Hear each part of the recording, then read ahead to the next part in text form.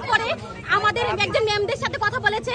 Ma'am তখন মানে তাদের যে পুলিং এজেন্ট ছিল ভিতরে, এই পুলিং এজেন্ট মানে আমাদের শামসুন্নাহার হল ছাত্র দল থেকে মনোনীত এজিএস নিতু রানী সাহাকে তারা এক্সচেঞ্জ করতে চেয়েছিল, কিন্তু আমাদের ম্যাম রাজি হয় নাই।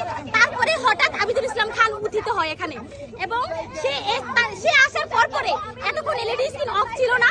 সে আসার পরে 10 সেকেন্ডের জন্য এলইডি স্ক্রিন অফ হয়ে যায়, এবং আমরা দেখেছি যে একজন সাংবাদিক বলতেছে 10 মিনিটের জন্য নাকি এলইডি স্ক্রিন অফ ছিল, কিন্তু আমরা শামসুন্নাহার হলের সকল প্রার্থীরা এখানে বসে এলইডি সাংবাদিক কিনা সেটা তো বলতে পারে না।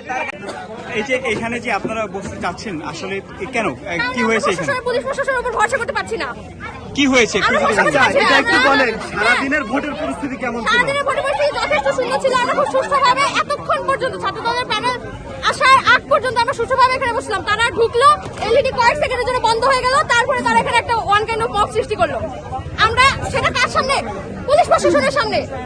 তারা সারাদিন কি করেছে? সারাদিন তারা টেবিল চেয়ার জুড়ে বসে থেকেছে, তারপরে বিরিয়ানি খেয়েছে, তারপরে টহল দিয়েছে, এদিকে হাঁটাহাঁটি গল্প, এই পর্যন্ত তো সীমাবদ্ধ।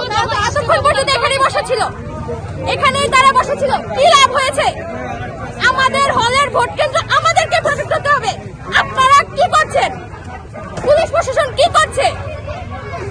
কারো কোনো স্টেপ নাই। জানতে চাইও না, আমি শুধু জানতে চাই এখানে ইচ্ছাকৃতভাবে মবটা কেন সৃষ্টি করা হলো। এই মবটা তারা ইচ্ছাকৃতভাবে উদ্দেশ্যপ্রণোদিতভাবে সৃষ্টি করেছে।